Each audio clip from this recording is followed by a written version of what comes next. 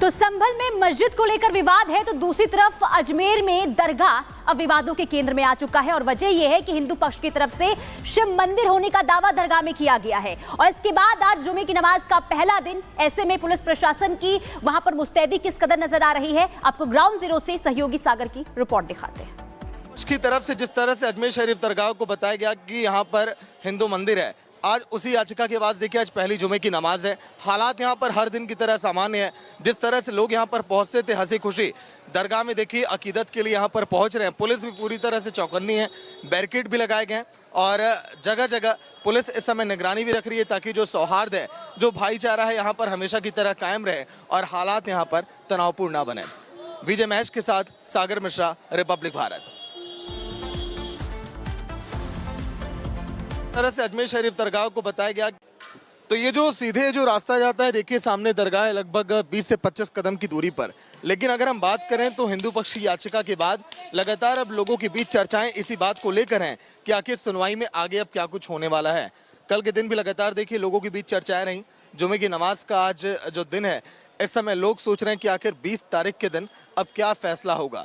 लेकिन मुस्लिम पक्ष भी अपनी पूरी तैयारी किया हुआ है। जिस तरह से 800 सालों के इतिहास की बात कही गई, इनका यह कहना कि हाँ हमारे दावे मजबूत हैं और जिस तरह से यहाँ पर अकीदत के लिए यहाँ पर हर एक धर्मों के लोग आते रहे, ये परंपरा यहाँ पर लगातार चलती आएगी। लेकिन अब देखना होगा कि जो लोगों के बीच इस समय चर्चाएं हो रही हैं 20 तारीख को होने वाली सुनवाई को लेकर, इसको लेकर क्या तैयारियां रहती हैं मुस्लिम पक्ष की और हिंदू पक्ष अपने दावे को कितनी मजबूती के साथ रखता है।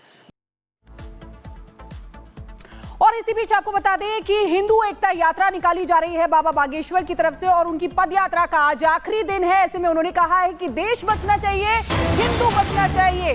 ये बाबा बागेश्वर ने कहा है, देश के लिए कष्ट सहना पड़े तो भी कोई बात नहीं है। बाबा बागेश्वर की पद यात्रा जो चल रही है 21 नवंबर से शुरू हुई थी और आज 29 नवंबर है, यानी कि आखिरी दिन है। 9 दिनों की ये पद यात्रा थी, लगभग 160 किलोमीटर की ये पद यात्रा थी। ऐसे में उन्होंने कहा कि देश बचना चाहिए, हिंदू बचना चाहिए, देश के लिए कष्ट सहना भी पड़े तो कोई बात नहीं। दुर्भाग्य है, चिंतापूर्ण है। भारत सरकार को अंतर्राष्ट्रीय स्तर पर इस मामले को उठाना चाहिए कि वहाँ हिंदू परिवारों को, उनकी बहन बेटियों को लूटा जा रहा है, उनकी अस्मिता लूटी जा रही है, मंदिरों को तोड़ा जा रहा है और वहाँ के हिंदू अगर बुजदिल ना हो, कायर ना हो तो सड़कों पर उतर करके अपनी एकता का परिचय दें। अगर वो ऐसा नहीं कर रहे तो निश्चित रूप से वहाँ का हिंदू कायर है, बुजदिल है और वो शायद कभी भी अपनी संस्कृति को वहाँ सुरक्षित नहीं कर पाएगा, क्योंकि उनके पूर्वजों ने भी उस देश को आज़ाद कराने के लिए बलिदान दिया है। तो बांग्लादेश के जितने हिंदू हैं, अगर हमारा ये वीडियो उन तक पहुँचे, तुरंत सड़कों पर उतर करके जो सनातन विरोधी सरकार है उसकी ठठरी बार है।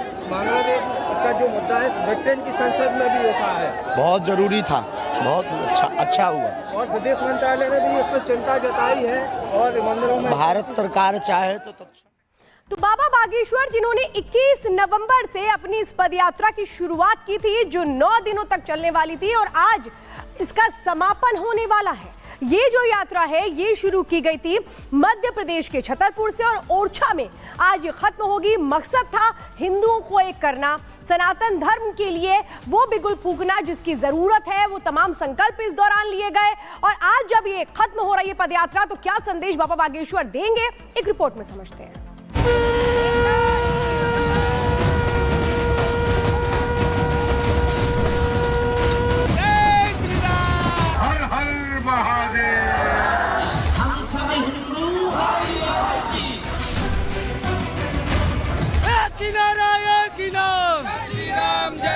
हिंदुओं जाग जाओ, अभी नहीं तो वो बंदा किस काम का है भाई जिसके मन में राम नहीं।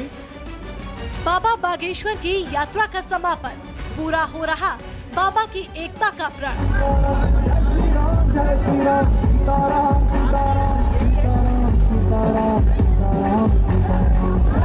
जात पात की बांधने खटरी बाबा बागेश्वर ने की यात्रा पूरी।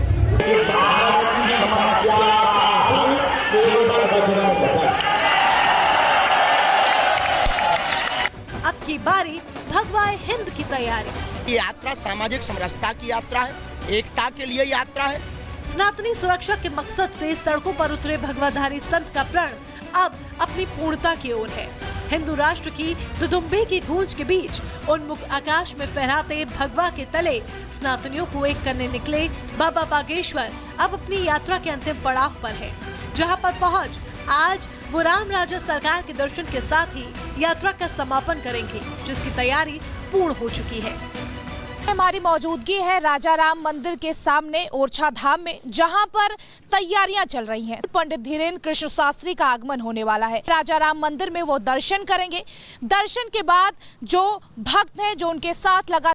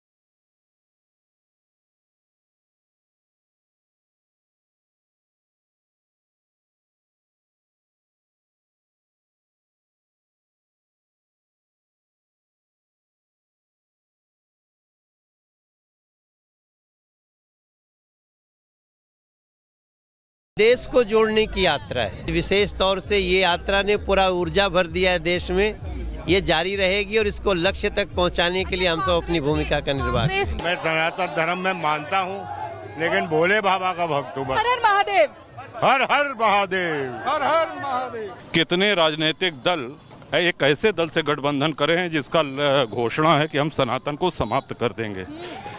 तो इस तरह की जब चोट सनातन पे होती है, हिंदुत्व पे होती है, और भारत तभी तक लोकतंत्र है जब तक हिंदू बाहुल्य है, तो एक चेतना जगाने का काम हिंदू समाज में समय समय पर संतों महात्माओं द्वारा होता रहा है। उसी कड़ी में आपकी काम की है। भारत भर के सनातनियों को एक करने निकले बाबा बागेश्वर की यात्रा के रूट को अगर समझे तो सबसे पहले जया उद्देश्य और संकल्पों पर भी एक नजर डाल लेते हैं। हिंदू एकता और समरसता, हिंदुओं को एकजुट करना, हिंदू एकता और सनातन जागृति का संदेश, सनातन संस्कृति से छुआछूत दूर करना, जात पात के भेदभाव को मिटाना, हिंदू जागृति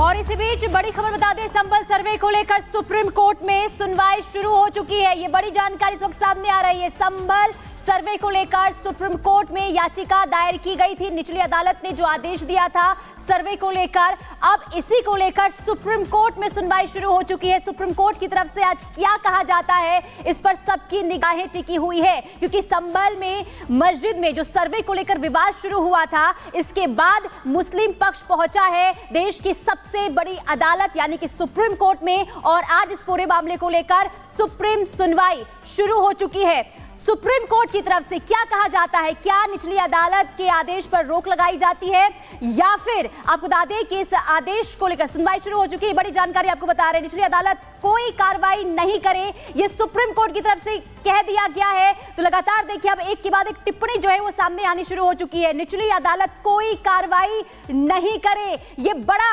जो टिप्पणी है सुप्रीम कोर्ट की तरफ से, ये बातें अब कही जा रही है। तो संबल सर्वे को लेकर सुप्रीम कोर्ट में सुप्रीम सुनवाई शुरू हो चुकी है। तो इस वक्त की बड़ी खबर सामने आ रही है, निचली अदालत कोई कार्रवाई ना करे, ये टिप्पणी सामने आई है सुप्रीम कोर्ट की तरफ से।